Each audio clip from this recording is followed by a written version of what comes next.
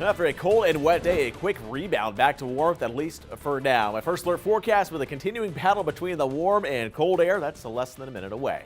Also at 6, a pump issue could be to blame for coal ash getting into the Waccamaw River. I found out what happened and if your drinking water is safe.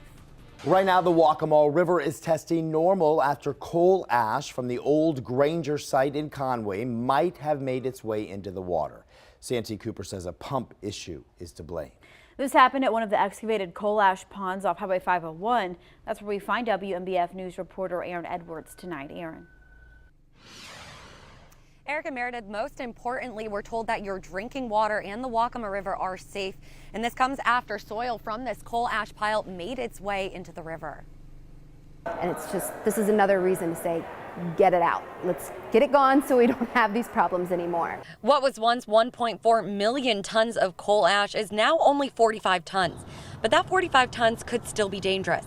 And recently, a pump problem caused coal ash concerns. One of the pumps that was pumping overnight happened to pull up some soil out of part of the ash pond that's already been excavated. So we just can't promise that there wasn't any ash in there that came from the other part of the pond that hasn't been excavated yet. Santee Cooper's Tracy Vreeland says the pump hit the soil because water levels dropped more than expected.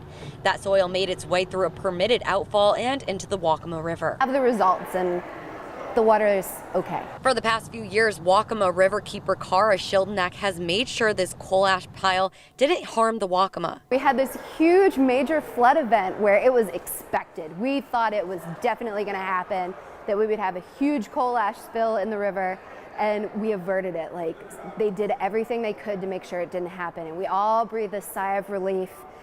And then this happens months later, and it was just a simple mistake. Coal ash is not only hazardous for the environment, but also your health. Coal ash contains a lot of heavy metals that can be dangerous to human and aquatic life. So we see issues with fish, with how they develop, and it can also be a carcinogen to people. So there's stuff in coal ash that we really don't want in our water. Santee Cooper says they have sped up efforts to remove the coal ash, and they're hoping to finish before their 2020 goal. Lucky that they're expediting the process and getting it out of there so quickly.